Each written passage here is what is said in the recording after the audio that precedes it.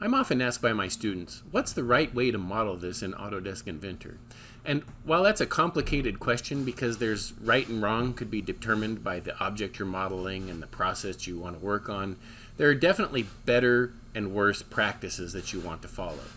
One thing to be aware of, however, is dependencies and relationships in Autodesk Inventor. In this video, we're going to look at models and look at the dependencies and the relationships between the features. The model history is shown in this browser over here on the left-hand side of the screen in Autodesk Inventor.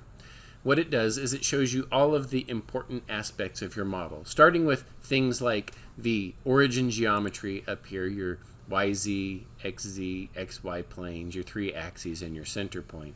But it also includes things like your extrusions, your features, any sketches, that kind of stuff, in order that you've created them, with the oldest ones being at the top and the newest ones being at the bottom. In this situation here, I've only got two extrusions. I've got extrusion number 1, which is this big block, and extrusion number 2, which is the smaller block in front of it. But the way that I created this is that extrusion number 2 is dependent upon extrusion number 1 in order to exist.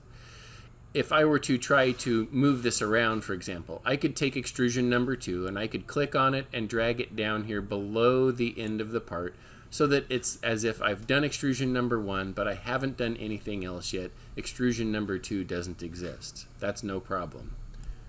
Okay, but I cannot come down here and take extrusion number 2 and put it up above extrusion number 1. Notice that when I try to drag it up above extrusion number 1, I get the little circle with the slash through it saying, hey, you can't do this.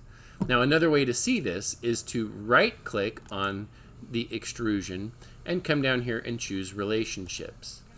In this, I can see that my first part, this extrusion number 1, is dependent upon the XY plane, the center point, and sketch number 1.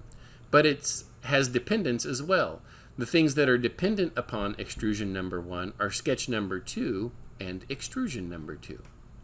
Likewise, if I right-click on extrusion number 2 and choose the relationships option here, you'll see that extrusion number 2 is dependent upon all of the things above it.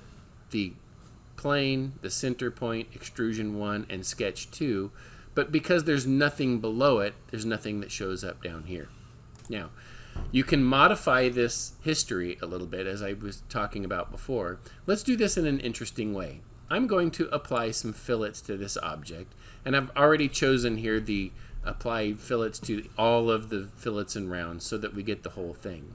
Now, it's interesting to note that when you apply fillets and rounds in this manner, if I were to right-click on fillet number 1 and choose relationships, it doesn't show that it has any parents or children whatsoever. So what that means is I can take fillet number 1 and I can move it up like this, and you'll see that what happens is for extrusion number 1, it's going to apply all of the fillets and rounds, but because extrusion number 2 comes after it, it's not applying any of those fillets and rounds. And you end up with some awkward things like that fillet underneath there that, you know, would have that odd situation down below. Okay. Now, I could take this and I could move it a little bit further up like this, but when I drop it here, I'm going to get this message saying, hey, there's a reorder feature. It's not going to work. It gives me this little circle with the eye inside of it. We're going to come back to that and look at it a little bit later. So I'm going to choose cancel, and I'm just going to suffice to say that you can always come in here and reorder things within reason. Now, it's a good idea to always place your fillets and rounds at the end for that purpose, but you know, that's one thing there. Now let's look at another example here. In this example, I've got this little part with a few different features in it. There's a chamfer, that's the last thing that I did. There's a circular pattern for the hole that goes around, and then there's the few different holes. Okay. Now, I could come in here and I could reorder some of these things, but I can't reorder others. For example, if I right-click on hole number 2 and come down here and choose relationships, you'll see that it's dependent upon the XY plane, extrusion number 1, and sketch number 3. And then the things that are dependent upon this are chamfer number 2. Okay? So if I choose done here, what that tells me is that I could move this down like this, and it's not going to cause any problems, okay? And I can move this up like this and this to this point, and it doesn't cause any problems. But when I try to move this chamfer up above hole number 2, it's not going to let me do it, okay? So just be aware that there are some things that you can change, but you can't change everything in that manner. Now the other thing is if I come in here, and remember, if I right click on chamfer and I say relationships, it's dependent upon extrusion 1, hole 1, and hole 2. Okay, so if I right click on hole 2 and choose to suppress this feature for whatever reason, notice that hole 2 has gone away and the chamfer on it has gone away as well. Okay, so they're all completely dependent there on each other. All right, so I'm going to unsuppress that feature, and then let's take a look at one more example. And this was one that I see commonly with students. They will do something and then they'll ask me, what's going on here? So again, looking at this, I've got extrusion 1, extrusion 2. Now I put some fillets in here in the middle, and this is going to be the cause of my problem. Fillet 1, fillet 2, and then hole 3 and hole 4. Okay. Now if I look at this, if I right click, for example, on extrusion 2 and I choose relationships, I can see that extrusion 2 is dependent upon extrusion number 1, so I won't be able to put that one above that. But then things that are dependent upon this extrusion number 2 are fillet 1, fillet 2, sketch 6, and hole number 4. Okay, so what that means is if I come in here and I do something with these fillets, I'm going to cause problems. And to show this, I'm going to just take this fillet number 2, I'm going to right click on it, I'm going to delete it. It's going to ask me, do I also want to delete dependent sketches and features? And I'm going to uncheck this box because I don't want to get rid of those, and I'm going to choose OK. Now this is where students get in trouble because they think, oh, everything looks great over here, but when I grade their work, I look over here on the left-hand side and I see, you've got these little circles with the I in it. These badges show up usually when a student has a sketch that is based on dependencies that are no longer there. So this hole number 3, for example, and hole number 4 were placed not based on the outside edge of this rounded surface, but on that fillet that's there. If I right-click on number 4, for example, and choose relationships, you'll see that it's dependent upon fillet number 1 and then sketch number 6.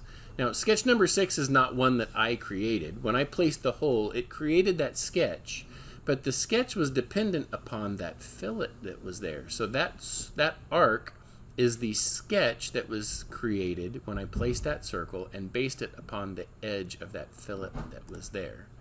So my problem here now is that sketch 6 is messed up. If I want to fix it without having to put that fillet back in here, I can come in here and I can say, oh, let's take this, and it's got to be coincident with the outside edge here or something like that. If I delete it, then I can say that this point right here needs to have the same center as that outside edge. So I can say, let's say, that this point is concentric with the center of that. And so I would have to actually come in here and say, let's project some geometry, maybe as construction here, project that in, and then I can say, let's put this point even with that point, say finish.